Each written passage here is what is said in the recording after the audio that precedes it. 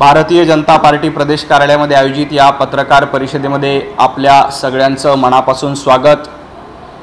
काल स्वर्गीय मासाहेब ठाकरे यांच्या पुतळ्याची विटंबना करण्याचा प्रकार झाला, त्याचा आम्ही तीव्र शब्दामध्ये निषेध करतो। या प्रकरणामध्ये पोलिसांनी उभाटा गटाच्या पदाधिकाऱ्याच्या नातेवाईकाला अटक केली आहे आणि त्या चौकशीतनं तो उभाटा गटाच्या पदाधिकाऱ्याचा नातेवाईक होता हे देखील समोर आलेलं आहे।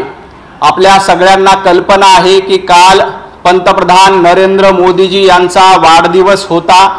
या वाढदिवसानिमित्ताने महाराष्ट्रासह देशभर विविध कार्यक्रमांचं आयोजन करण्यात आलं होतं। मग पंतप्रधान नरेंद्र मोदीजी यांच्या वाढदिवसाच्या दिवशीच अशा पद्धतीची घटना का घडली? पंतप्रधान नरेंद्र मोदीजींच्या वाढदिवसाचं कव्हरेज हे मीडियाच्या माध्यमातून जनतेपर्यंत पोहोचू नये यासाठी कालचा प्रकार केला होता का, अशी आमच्या मनामध्ये शंका आहे। कारण काल पंतप्रधान नरेंद्र मोदीजी यांच्या वाढदिवसानिमित्ताने देशभरामध्ये कार्यक्रम केले जात होते आणि असे कार्यक्रम असताना जाणीवपूर्वक अशा पद्धतीची घटना घडून आणली का, याबद्दल आमच्या मनामध्ये शंका आहे। त्यामुळे आमची मागणी आहे की मीनाताई ठाकरे यांच्या पुतळ्याच्या विटंबना प्रकरणी उद्धव ठाकरे गटाच्या पदाधिकाऱ्याच्या नातेवाईकाला अटक करण्यात आली, त्यामुळे या षडयंत्रामागचा बोलविता धनी कोण आहे याची चौकशी झाली पाहिजे। काल पंतप्रधान नरेंद्र मोदीजी यांच्या वाढदिवसाच्या निमित्ताने विविध कार्यक्रम होते। देशभरामध्ये कार्यक्रमाचं आयोजन भारतीय जनता पार्टीच्या वतीने, महाराष्ट्र भाजपच्या वतीने देखील करण्यात आलेलं होतं। पंतप्रधान नरेंद्र मोदीजी यांच्या वाढदिवसाचं कव्हरेज हे मीडियाच्या माध्यमातून जनतेपर्यंत पोहोचू नये यासाठी अशा पद्धतीचं षडयंत्र रचलं होतं का, याबद्दल आम्हाला शंका आहे।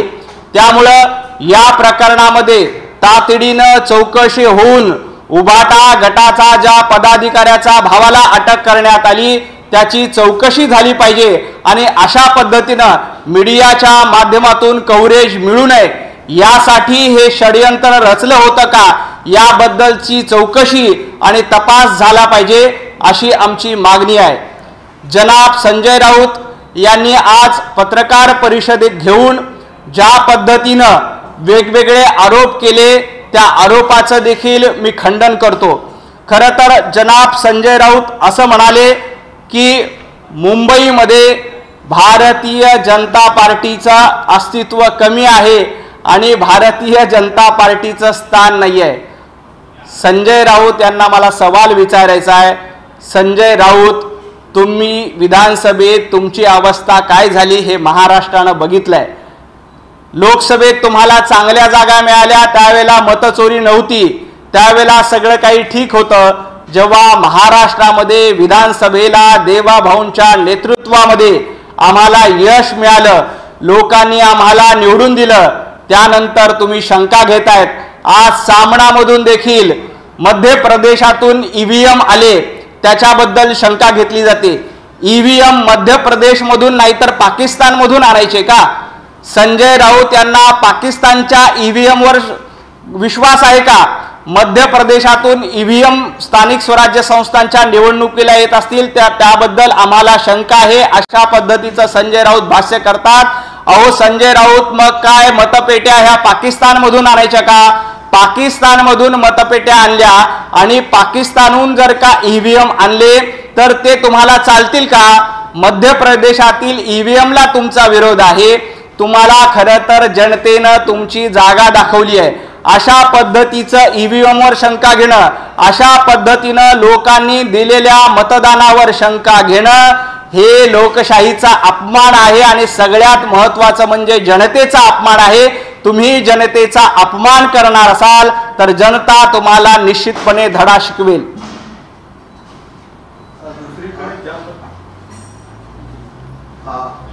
मुख्यमंत्र्यांवरती गंभीर आरोप करण्यात आलेले आहेत राऊत यांच्याकडून. चित्तवलेले मुख्यमंत्री असा पहिला आरोप आहे. विशेष करून त्यांचे फोटो वेगवेगळ्या ठिकाणी लावण्यात आलेले होते वाढदिवसानिमित्त. त्याच्यावरून ही राऊत. खरं तर देवेंद्रजी हे चिटकवलेले मुख्यमंत्री किंवा लटकवलेले नाहीत, तर लटकवलेलं कोण आहे? संजू भाऊ तुम्ही लटकवलेले आहेत.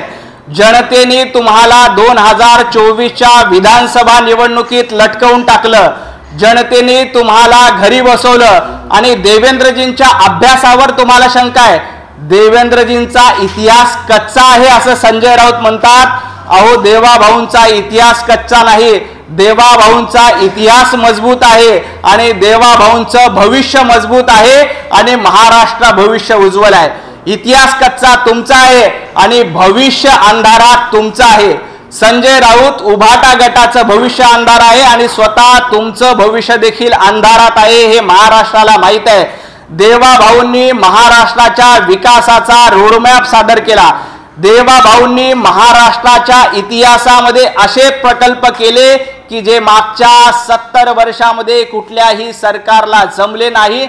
अशा पद्धतीचे प्रकल्प देवाभाऊंच्या नेतृत्वामध्ये झालेला आहे. त्यामुळे इतिहास तुमचा कच्चा आहे, भविष्य तुमचं अंधारात आहे. देवाभाऊंसह महाराष्ट्राचं भविष्य उज्ज्वल आहे हे महाराष्ट्रातल्या जनतेला माहित आहे.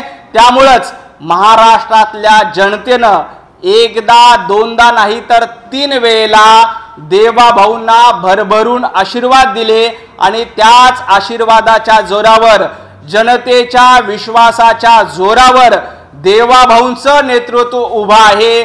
कुणाच्या तरी आशीर्वादाने, कुणाच्या तरी विश्वासाने देवाभाऊ आलेले नाहीत. हे जनतेच्या आशीर्वादाने, 14 कोटी लोकांनी दिलेल्या मताच्या आशीर्वादाने देवाभाऊंचं नेतृत्व उभं आहे. ठाकरे जो आहे तो ब्रँडच आहे आणि तुम्ही सगळ्या ज्या आहेत त्या बाटल्या आहात ब्रँडिंगच्या, असं त्यांनी आरोप केला संजय राऊतांनी पार्लमेंट. खरं तर ब्रँड कोण आहे आणि कुणाचा बँड वाजला हे बेस्टच्या निवडणुकीत मुंबईकरांनी बघितलेलं आहे. महाराष्ट्रामध्ये फक्त आणि फक्त भाजपचा ब्रँड आहे, फक्त आणि फक्त नरेंद्र मोदीजींचा ब्रँड आहे आणि फक्त देवाभाऊचा ब्रँड आहे. बाकी सगळ्यांचे बँड वाजवण्याचं काम जनतेनं वेळोवेळी केलंय. राहिला प्रश्न मुंबईचा, तर मुंबई महापालिका निवडणुकीच्या पार्श्वभूमीवर बेस्टच्या निवडणुकीत तुमचा बँड कशा पद्धतीने वाजला, मुंबईकरांनी तुम्हाला कशा पद्धतीनं घरचा रस्ता दाखवला हे लोकांनी बघितलंय. संजू भाऊ, बँडच्या गप्पा आणि ब्रँडच्या गप्पा तुम्ही करू नका. तुम्ही ब्रँडी पिऊन आला असाल म्हणून अशा पद्धतीचं वक्तव्य तुम्ही करताय. मुंबईकरांनी दोन्ही हातांनी तुमचा बँड ठणठणीत वाजवून टाकला आणि तुम्हाला घरी बसण्याचं आवडतं काम दिलेलं आहे. त्यामुळं ब्रँडच्या गप्पा संजय राऊत यांनी करू नयेत. महापालिकेवरून 2 त्यांनी विशेषतः आरोप केले. एक म्हणजे भाजपने जे संदर्भ मेळाव्यामध्ये सांगितलं होतं की ठाकरेंना खान म्हणून महापौर बसवायचा असेल, त्याच्यामुळे अब्दुल कलामांना मग राष्ट्रपती केलं. स्वातंत्र्य चळवळीमध्ये भाजप नव्हता, मात्र मुस्लिम समाज मोठ्या प्रमाणात होता, अशी अनेक उदाहरणं दिली आहेत. खरं तर जे राष्ट्रभक्त मुस्लिम आहेत त्यांच्यासोबत भारतीय जनता पार्टी खांद्याला खांदा लावून सातत्यानं उभी राहिली आहे. अब्दुल कलामांचं नाव घेण्याचा अधिकार संजय राऊत यांना नाही. होय, आम्ही अब्दुल कलामांना राष्ट्रपती केलं कारण ते राष्ट्रभक्त होते. जे राष्ट्रभक्त आहे त्या सगळ्यांसोबत भारतीय जनता पार्टी आणि इथला नागरिक उभा आहे. आम्हाला खानाला विरोध आहे. कुठल्या खानाला विरोध आहे? आमचा अफजल खानाला विरोध आहे, आमचा औरंगजेबाला विरोध आहे. तुमची पिल्लावळ अफजल खानाची आहे. त्यामुळं संजय राऊत आम्ही तुमचा विरोध करतोय. तुम्ही अफजल खानाचा वारसा सांगताय म्हणून आम्ही तुम्हाला विरोध करतोय. जे सच्चे राष्ट्रभक्त मुस्लिम आहेत त्यांच्या सोबत उभं राहण्याचं काम भारतीय जनता पार्टी आणि इथल्या प्रत्येक भारतीय नागरिकांनी सातत्यानं केलेलं आहे. परंतु अफजल खानाची पिलावळ, अफजल खानाचे विचार सांगून या राज्याला लुटण्याचं काम जे करतायत त्यांना आमचा सातत्यानं विरोध असतील. खान की बाण म्हणून जेव्हा तुम्ही मतं मागित होता तेव्हा काय होतं? तर तेव्हा देखील बाळासाहेब ठाकरे यांचं हेच मत होतं की जे अफजल खानाचे वारसदार आहेत, ज्यांची वैचारिक सुनता झालेली आहेत अशा लोकांना आमचा विरोध आहे। आमचे अमितजी साटम असतील, यांनी ज्या पद्धतीनं मुंबईच्या मेळाव्यामध्ये सांगितलंय की तुम्हाला खान हा महापौर हवा आहे, तो खान म्हणजे कोण? जो अफजल खानाचा वारसा सांगणार आहे, जो औरंगजेबाच्या विचाराचा वारसा सांगणार आहे, असा खान तुम्हाला बसवायचा आहे आणि त्याला आम्ही विरोध करू। आमचा अब्दुल कलामांना किंवा या स्वातंत्र्य लढ्यात ज्या देशभक्त मुस्लिमांनी लढा दिला त्यांना अजिबात विरोध नाही, उलट त्यांना सोबत घेऊन पुढे जाण्याचं काम सबका साथ सबका विश्वास सबका प्रयासच्या माध्यमातून पंतप्रधान नरेंद्र मोदीजी यांनी सातत्याने केलंय। परंतु खानाची पिल्लावळ घेऊन, खानाचा DNA घेऊन, अफजल खानाचा वारसा घेऊन संजय राऊत तुम्ही निवडणूक लढतायत। लोकसभा निवडणुकीला तुमच्या जोगेश्वरी येथील प्रचार सभेमध्ये अशाच पद्धतीनं खानाचा DNA घेऊन प्रचारात पाकिस्तानचे झेंडे फडकवले गेले। अशा झेंडे फडकवणाऱ्यांना विरोध आहे, तर देशभक्त मुस्लिमांसोबत भारतीय जनता सातत्याने उभी आहे।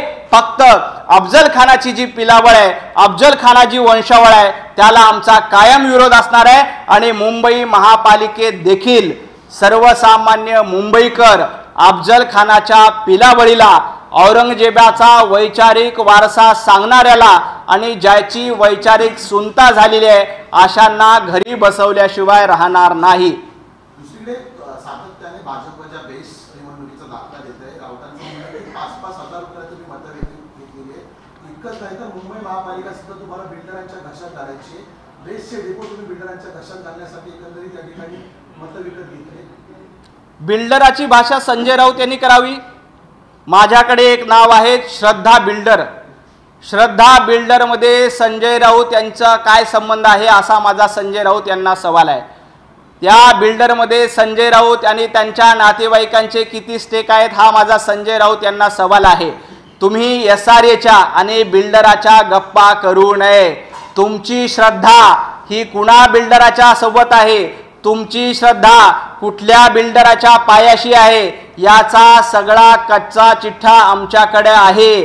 त्यामुळे आम्हाला तोंड उघडायला भाग पाडू नका। संजय राऊत, तुम्ही पत्राचाळीमध्ये सर्वसामान्य मराठी माणसाला घर नाकारलं, BDD चाळीच्या माध्यमातून घराच्या किमती वाढवल्या, 50 लाख रुपयाला घराचं काम देण्याचं बेजबाबदार काम उभाटा गटानं आणि तत्कालीन सरकारनं केलं होतं। त्यामुळे बिल्डराची भाषा संजय राऊत यांनी करू नये। तुमचे कसे बिल्डर मित्र आहेत, तुमची कशा पद्धतीनं बिल्डरला प्रति श्रद्धा आहे हे मुंबईतल्या मराठी माणसाला माहीत आहे। देवाभाऊ हे सर्वसामान्य मराठी माणसाचं नेतृत्व करतात आणि सर्वसामान्य मराठी माणसाला परवडणाऱ्या किमतीत घर देण्याचं काम मुंबईत कोणी केलं तर फक्त आणि फक्त देवाभाऊंनी केलंय। तुम्हाला आठवत असेल BDD चाळीमध्ये उद्धव ठाकरे मुख्यमंत्री असताना घर किती रुपयाला होतं? 50 लाख रुपयाची किंमत वरळीमध्ये आदित्य ठाकरे आणि उद्धव ठाकरे यांनी BDDच्या चाळीच्या घराची ठेवली होती। देवेंद्रजी मुख्यमंत्री झाले आणि BDD चाळीमध्ये परवडणाऱ्या दरामध्ये सर्वसामान्य मराठी माणसाला त्याच ठिकाणी घर देण्याचं काम केलं। संजू भाऊ, जनाब संजय राऊत, बिल्डराची भाषा तुम्ही करताय। अहो, पत्राचाळीमध्ये हजारो आमचे मराठी बांधव बेघर झाले, त्यांना अजूनही घर मिळाले नाहीत। आधी हिम्मत असेल तर त्याच्यावर बोला आणि मग बिल्डराची भाषा करा। तुमची श्रद्धा ही कुठल्या बिल्डराच्या पायाशी आहे हे आम्हाला माहीत आहे। पंतप्रधान नरेंद्र मोदी यांना त्यांनी आता सल्ला दिलेला आहे की 75 वय पूर्ण झालेले आता मोदींनी निवृत्ती घेण्याची गरज आहे।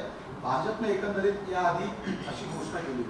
खरं तर संजय राऊत यांचे राजकीय गुरु शरद पवार हे वयाच्या 90 पर्यंत राजकारणामध्ये सक्रिय आहेत। शरद पवार साहेब यांना 100 वर्ष आयुष्य लाभो आणि तो 100 वर्षापर्यंत राजकारणात सक्रिय राहो याबद्दल आम्ही त्यांना शुभेच्छा देतो। पंतप्रधान नरेंद्र मोदीजी हे 75व्या वर्षी निवृत्त झाले असं म्हणत संजय राऊत नाकाने कांदे सोलतायत आणि पवार साहेब 90 पर्यंत राजकारण करतायत ते तुम्हाला चालतं। पंतप्रधान नरेंद्र मोदी हे आजही 25 वर्षाच्या तरुणाप्रमाणे उत्साही आहेत आणि संजय राऊत यांना पंतप्रधान नरेंद्र मोदीजी यांच्यावर बोलण्याचा अधिकार नाही, कारण पंतप्रधान नरेंद्र मोदीजी यांना इथल्या 140 कोटी जनतेनं निवडून दिले। पंतप्रधान नरेंद्र मोदीजी यांनी कधी निवृत्त व्हायचं हे संजय राऊत यांना ठरवायचा अधिकार नाही. हे ठरवणार आहे इथली जनता जनार्दन. आणि इथल्या जनता जनार्दनाने पंतप्रधान नरेंद्र मोदीजी यांना 3 वेळेला गुजरातचं मुख्यमंत्री केलं, सलग 3 वेळेला देशाचं पंतप्रधान केलं. संजू भाऊ, आपण फक्त अर्ध्या मताने निवडून आलेलो आहोत. आपल्याला हे बोलण्याचा अधिकार नाही. पंतप्रधान नरेंद्र मोदीजी यांच्यावर जर का तुम्हाला बोलायचं असेल तर आधी एकदा मुंबई महापालिकेतल्या कुठल्याही वॉर्डमध्ये, मी संजय राऊत यांना पुन्हा आव्हान देतोय, संजय राऊत यांनी मुंबई महापालिकेतल्या कुठल्याही वॉर्डमध्ये वॉर्ड संजय राऊत यांनी ठरवावा, प्रभाग संजय राऊत यांनी ठरवावा, विभाग संजय राऊत यांनी ठरवावा. कुठल्याही वॉर्डमध्ये संजय राऊत यांनी निवडणुकीला उभं राहावं. भारतीय जनता पार्टीचा सर्वसामान्य कार्यकर्ता, भारतीय जनता पार्टीचा सर्वसामान्य बूथ प्रमुख तुम्हाला पराभूत केल्याशिवाय राहणार नाही.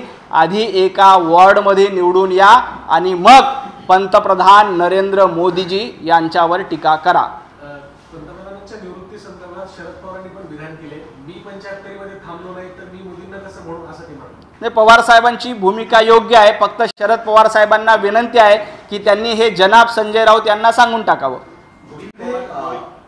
रोहित पवारांनी ट्विट केलं आहे की सभापती राम शिंदे जे आहेत त्यांच्यासोबत विधान भवनामध्ये एक गुंड जो आहे फिरत असतो आणि त्या गुंडाच्या टोळीनं पुण्यामध्ये गोळीबार केला आहे. तर आता गृहमंत्री किंवा मुख्यमंत्री आता या टोळीला काय कारवाई करतील किंवा त्याचं समर्थन करतायत असं त्यांनी. खरं तर अनेक लोक हे नेत्यांसोबत पदाधिकाऱ्यांसोबत सातत्यानं फोटो काढत असतात. अशातला एखादा फोटो असेल तर त्याबद्दल मला कल्पना नाही, परंतु रोहित पवार यांनी या प्रकरणामध्ये नाकाने कांदे सोलू नये. रोहित पवार यांचे किती गुंडांसोबत कशा पद्धतीचे फोटो आहेत हे देखील महाराष्ट्राला माहिती आहे. रोहित पवारजी, राम शिंदे यांच्याबद्दल तर बोलण्याचा तुम्हाला अधिकारच नाही, कारण कर्जत जामखेड मतदारसंघामध्ये तुम्ही अजितदादांच्या आशीर्वादाने निवडून आलात. हे अजितदादांनी जाहीर व्यासपीठावर सांगितलं. जर का अजितदादांनी तुम्हाला मदत केली नसती तर कर्जत जामखेड मतदारसंघामध्ये जनतेने तुमचा पराभव केला होता. आधी त्याबद्दल बोला आणि मग आमच्या राम शिंदे साहेबांवर टीका करा. दुसरीकडे राऊतांनी आरोप केला आहे की कुठेतरी बाळासाहेब ठाकरेंचं महत्त्व कमी करण्याचा प्रयत्न केला जात आहे आणि म्हणूनच पंतप्रधानांच्या वाढदिवसाच्या जाहिरातीमध्ये एकनाथ शिंदेंनी त्यांचा नखा एवढाही फोटो ठेवला नाहीये. इतकंच नाही तर आनंद दिघेवर सुद्धा ते बोललेले आहेत की दिघे यांचा फोटो त्यांच्या बरोबरीने लावण्यात आलेला आहे. दिघे ही नेते नव्हते, कुठलेही उपनेते नव्हते, फक्त ते जिल्हाध्यक्ष होते. वंदनीय हिंदू हृदय सम्राट बाळासाहेब ठाकरे यांचं महत्त्व कुणी कमी केलं असेल तर ते उभाटा गटाने आणि संजय राऊत यांनी केलंय. बाळासाहेब ठाकरे यांच्याबद्दल बोलण्याचा अधिकार संजय राऊत यांना उरला नाही, कारण बाळासाहेब ठाकरे यांनी सातत्यानं सांगितलं होतं, मला जर का काँग्रेस सोबत जाण्याची वेळ आली तर माझं दुकान मी कायमचं बंद करून टाकेल, परंतु फक्त सत्ता मिळवायची. आणि वैचारिक सुनता करून संजय राऊत उभाटा गट काँग्रेसच्या मांडीला मांडी लावून बसला. हे कधीही बाळासाहेब ठाकरे यांना आवडलं नसतं. वंदनीय बाळासाहेब ठाकरे यांच्या विचारधारेचा विरोध करून उभाटा गट हे काँग्रेस सोबत जाऊन बसली. त्यामुळं बाळासाहेबांचा वैचारिक वारसा संपवण्याचं काम, बाळासाहेबांच्या वैचारिक वारशाला खड्ड्यात घालण्याचं काम उभाटा गटाने आणि संजय राऊत यांनी केलेलं आहे. त्यामुळं संजय राऊत यांना वंदनीय बाळासाहेब ठाकरे यांच्याबद्दल बोलण्याचा कवडीचाही अधिकार नाही. संदीप देशपांडे यांनी देखील आज ट्विट केले की महापौर हा मराठीच असेल, कुठल्याही पद्धतीचा गुजराती भुया नसेल. खरं तर महापौर कोण व्हावा हे मनसेनं किंवा संदीप देशपांडेंनी भारतीय जनता पार्टीला सांगायची गरज नाही. मुंबईतल्या मराठी माणसाला आज भीती दाखवण्याची गरज नाही तर साथ देण्याची गरज आहे. आणि ती साथ देण्याचं काम पंतप्रधान नरेंद्र मोदीजी, आपले लाडके मुख्यमंत्री देवाभाऊ आणि भारतीय जनता पार्टी सातत्यानं करते. मनसेनी अशा पद्धतीनं मराठी माणसाला भीती दाखवू नये. मुंबईमध्ये मराठीच महापौर होणार आहे. संदीप देशपांडे, तुम्ही काळ्या दगडाच्या पांढऱ्या रेषेनं लिहून घ्या, मुंबईमध्ये मराठीच महापौर होणार आहे. परंतु तो महापौर भारतीय जनता पार्टी आणि महायुतीचा असेल. तुम्ही मुंबईतले भोंगे हटावे यासाठी आंदोलन केलं होतं, तेव्हा तुमची खानाबद्दल काय भूमिका होती? मुंबईतले भोंगे हटावे यासाठी राज ठाकरे यांनी जे आंदोलन केलं होतं तेव्हा तुम्ही योग्य होतात. आणि आज जेव्हा भारतीय जनता पार्टी अशा पद्धतीनं जी अफजल खानाची पिलावळ आहे त्याला विरोध करते, तर लगेच संदीप देशपांडे तुम्हाला मिरच्या लागल्यात. वाण नाही तर गुण लागला. कालपर्यंत सन्माननीय राज ठाकरे हे हिंदुत्ववादाच्या भूमिकेत होते, आजही कदाचित ते असतील. संदीपजी देशपांडे यांनी बोलण्याच्या पूर्वी एकदा थोडासा विचार करावा. उद्धवजी ठाकरे यांच्याबरोबर जाऊन त्यांची वैचारिक सुनता झालेली आहे. संदीपजी देशपांडे, कृपया आपली वैचारिक सुनता करून घेऊ नका.